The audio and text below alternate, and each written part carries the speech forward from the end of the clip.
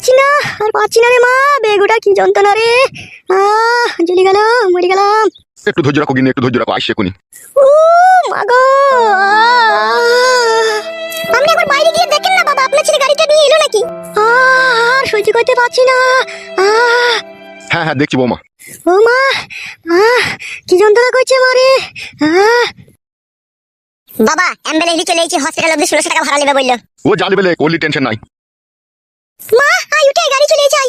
ধর মা, আমাকে একটু ধর। আই মা, আস্তে আস্তে নাম। মারে পেটের ভিতরে মনে হচ্ছে সব ছিঁড়ি খুঁড়ি দিচ্ছে রে মা, এত যন্ত্রণা করছে রে। নাম মা, নাম, আস্তে আস্তে নাম। বাবা, ও বাবা। মরে গেলাম। কি হলো বে? বলছি বড়া, আমি 11 মাস হলো বিয়ে করেছে, এখন আমার ছেলে হলো না, আর তোমার এত তাড়াতাড়ি ছেলে হয়ে গেল কি করে বড়া? ছেলে কোনো হয়েছে বুকাচুদা, এখন তো বেগ উঠেছে, তো হসপিটাল নিয়ে যাচ্ছি, দেখি কি হয়। আমি যন্ত্রণায় মরে গেছি, এখন ঝগড়া করে না গো জামাই।